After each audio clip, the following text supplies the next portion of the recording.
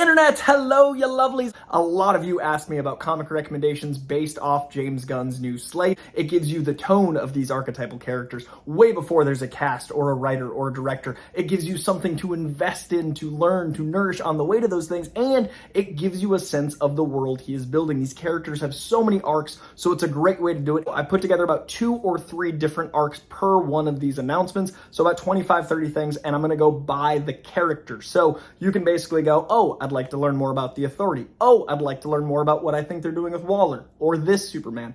And that'll basically give you a few recs. Now, fortunately for me, a lot of James Gunn's favorite stuff is a lot of my favorite stuff. I'm a huge Grant Morrison guy, huge Alan Moore guy. Big fan of Tom King. He's one of my favorites working. So all of this kind of lines up with my favorites already, but I made sure to grab the year it was released as well as the cover of either that issue or the graphic novel, so you've got a sense of what you're looking for. You'll have all the tools there and the writer and artist, so you've got an idea of what to look for on the cover. So with those 3 things, the year, writer, artist, and the cover, hopefully that is a very easy, accessible thing for you to get into. If you've never read a comic in your life, I want this to be so accessible. That being said, try a local comic store first. If you've got one in your neighborhood, please support local comic book stores. If you don't, a lot of them ship. My 2 stores, House of Secrets in Burbank and Golden Apple on Melrose here in LA, both ship. And if you use my name, maybe they'll even give you a discount. But please support local comic shops first, and then if you have to, go to Amazon, and if you can't afford it, use the library. A lot of library have comic, and then you can just send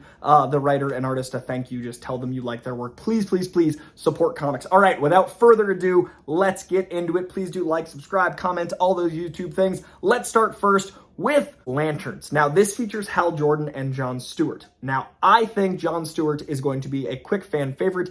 Anything in the animation that Jon Stewart's done, he's taken off. And I think Hal Jordan is going to be the Woody Harrelson to the Jon Stewart McConaughey of this story, because they said it was True Detective, they said it was a mystery, and I'm very curious what that flavor is. We know it's terrestrial. Now, I focused on Jon Stewart for this list. This is Green Lantern from 1984, and I would look for issues 182 and 183. That's when he takes the mantle from Hal Jordan. Those 2 issues, I think, are going to be pretty formative for the story they take on and how they begin this relationship, and I think that's going to really inform the foundation of this show. Next up, we've got Cosmic Odyssey. Now, this is dope because it is a giant book featuring a ton of Justice League members. We got Batman, we got Superman, we got some new gods.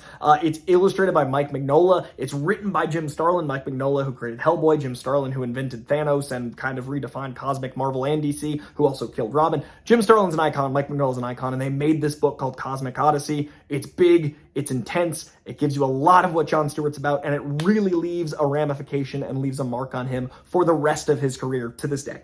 And finally, from 1992, this one isn't called Green Lantern and something, it is a book called Mosaic. So it'll be like Green Lantern Mosaic, but it's not like part of a series, it's its own thing. It is 18 issues, it is called Mosaic, and it shows the heroism of Jon Stewart. It's where they've stitched together these different realities and this patchwork, a mosaic.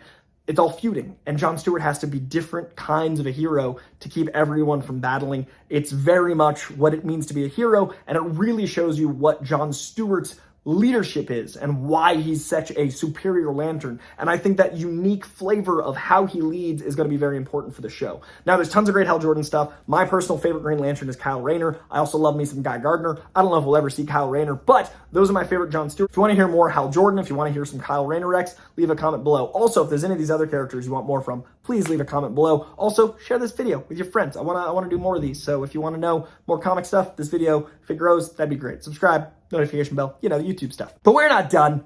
Booster Gold. We're into the Booster Gold. Now, Booster Gold is going to be a fascinating commentary on today because he was written in the 80s, but he's way more relevant today. It's a guy that brings tech from the future to showboat around and be a hero for attention. This is someone who streams for attention, effectively. This is someone who makes TikToks about nothing and tries to grow as a popular person, and heroism comes from that. He started as kind of an anti-hero. This is Insecurity, the show, and it's going to be really interesting. I got a lot of fun casting ideas for this, and I really think the Dan Jurgens run from the 80s is a must, but I don't know if it's as accessible. So I would start with Dan Jurgens' original run from 1986. Issue 1 and issue 6 are both origin issues. 1 in the way that it's the first time we meet him, but 6 kind of tells his origin as Superman's trying to understand him and get his origin out of him. He hides that he's from the future for a while. It's a really fun, almost mystery book. So I'd check out the Dan Jurgens mid-80s, 86, 1 through 6, and then I would check out the New 52, Volume 2. Volume 1's great, but if you're only going to read 2 things, 1 through 6, and then Volume 2,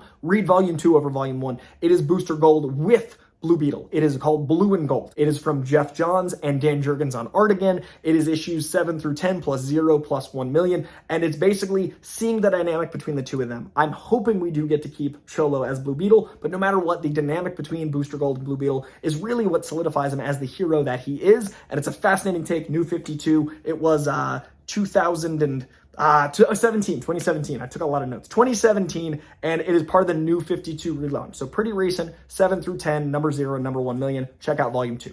All right, let's get into Paradise Lost. Now, this seems to be a Themyscira Game of Thrones show. That's what we were told, but we don't really know if it features Diana at all, if this actually has Wonder Woman in it. So I'm shaping these recs off of basically Themyscira and my favorite Wonder Woman. Hope that makes sense. So Wonder Woman 1, go with George Perez's Wonder Woman 1. It's Volume 2 of Wonder Woman. It's from 1986, but George Perez on art and words redefined Wonder Woman. And Wonder Woman number 1 from 1986, again, the second volume, is the first time we have Themyscira. So this could be a factor. And it's George Perez's Wonder Woman. Everyone should read it. If you're into comics, check out George Perez's Wonder Woman. It is so freaking good and so important. Next up, it's called Paradise Lost, right? The announcement is Paradise Lost. There is a 2-issue run of Wonder Woman called Paradise Island Lost. Now, this is issues 168 and 169 from 2001. So about 20 years ago, recent-ish in the 60-year span of Wonder Woman. It is also from George Perez and Phil Jimenez, who's a fucking powerhouse artist in his own right, along with George, who's a great writer and artist. These guys redefined Wonder Woman.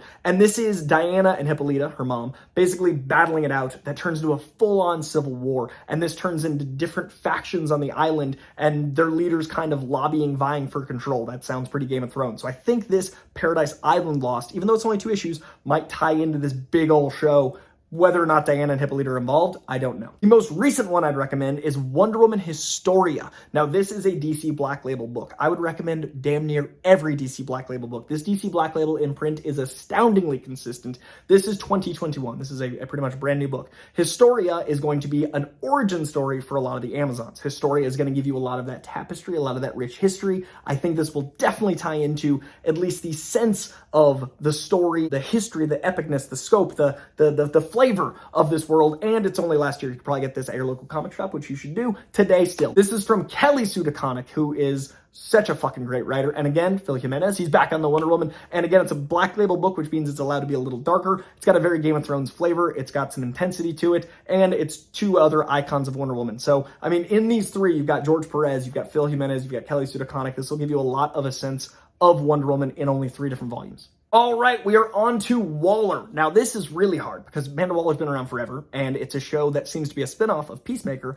and Peacemaker's been around forever. So I just went with what I think are some great Waller stories, but you've got to start with the origins. Her origin was told in Secret Origin, number 14, which came out in 1987. I think it's going to at least have some sense of what's going on. I think we'll get some flashbacks. We have her daughter in Peacemaker. They're going to get to the root of Waller. I think that's a decent place to start. I'd also say Waller versus Wildstorm, which, spoiler alert, comes out this year. I don't know if that's a spoiler. 2023, we're getting a show about Wildstorm coming into the DC universe. That's what James Gunn is doing in 2 years. The Authority coming into DC is a big deal. So this is kind of setting that up in the comic medium. I definitely think you're going to be adapting this in some way, inspired by something. This is going to be essential. So it's not out until next month. In March, you can be reading alongside history. This is called Waller versus Wildstorm. Characters that are confirmed to be an Authority are in this. I'm going to be picking it up day 1 because I do think this is laying the groundwork for what that show is going to be. And finally, one of my favorite Waller stories is from recently. It's like 2020. 2022. From 2022 is Suicide Squad Get Joker. This is from Brian Azzarello and Alex Malave, 2 of my favorites of all time. And Brian Azzarello did 100 Bullets. Alex Malave did a great run in Daredevil, amongst other things. They're both great. But what this is Amanda Waller being her manipulative, charming self and her badassery, convincing Red Hood to go get the Joker. So you've got Red Hood, who was killed by the Joker, and Harley on one team going after the Joker with beautiful art, beautiful writing, and you've got a lot of really essential Amanda Waller moments, a lot of great intensity, a lot of what makes the Suicide Squad and Amanda Waller interesting. I don't think this is going to have anything to do with the show. This is just one of my favorites involving Amanda Waller, so it's called Get Joker. Only 3 issues, came out in 2022. Highly recommend it. And here we are at the end with Corpse Commando. Now, this is admittedly the thing I know the least about. I'll totally own that. You're at the end of the video. I put it here last because it's the thing I know the least about. I've actually never read a Corpse Commando comic. My friends over at Cover Price helped me out with this information because I didn't know it. Also, check out Cover Price. If you're a comic collector, it's got real-time updates on price guides. It's got what books are moving and grooving. It's got covers that like are popular and variant. It's Wizard Magazine today, but in real time, it's incredible. Now, this is the trickiest one because it's like Guardians of the Galaxy. It's the gathering of a team that doesn't exist in canon in the comic books, but they're all from the comic. So it's like James Gunn picked his favorite Corpse Commandos, put them together, just like he did with Guardians. So it's harder to recommend stuff. But I would check out their first appearance in Weird War Tales from 1980. And this is the first appearance of that version of Frankenstein. Not the one James is using, but this guy called Patchwork. It gives you a sense of this team in a way, but there's also a newer relaunch in 2000. There's Corpse Commando #1. And this again features that Frankenstein called Patchwork, not ours. But I do think a lot of those characters will pop up because he does like to play with obscure characters and these all seem very odd and out there. And this title, it's animated. You can throw a lot of things at it. I'm very curious about this one. And then lastly, there's a character in this called the Bride, which is the Bride of Frankenstein. And he has seemed to allude to this being the lead of the book. So her first appearance was in Seven Soldiers Frankenstein #3 from 2006. So that might be an important one. It is the first appearance of the lead of the show. And that's the most context I could really get. That is going to do it, you lovelies. That is a big old video with lots and lots of comic recommendations. I'm going to read Corpse Commando myself, and there's a couple others that I haven't read in a very, very long time. I would recommend any one of these. So if you're curious about blank movie or blank show, check out those 2 or 3 titles I recommended. I do think that's going to be a lot of the sense of the book. And most of all, thank you for wanting to read comic books. I was so heartwarmed when so many of you reached out asking for this video. It was my absolute honor to recommend you some comic books. Please let me know if you read them. Please let me know. Send me a picture of the cover. Let me know what you thought. Just tweet me your experience of the book. And most of all, thank you for giving a shit about this world because comics mean the world to me. And James Gunn, I don't think you're watching this, but if you are, fucking thank you for caring about all of us comic fans and presenting that slate with comics so we can make stuff like this. And so all the Wikipedia hosts have to read comics in order to do their job for at least a little longer. Thank you, thank you, thank you, thank you. I'm excited for this DC slate. This is the most excited I've been for DC since like Nolan's Batman. And you'll see me on Real Rejects and Collider and Nerdist and New Rockstars and all over the place talking about comics. That is not a jab at Zack Snyder. It's just this is what DC is to me, and I'm overjoyed. Thank you, thank you. All right, read some comics. Let me know what you think. Bye, guys.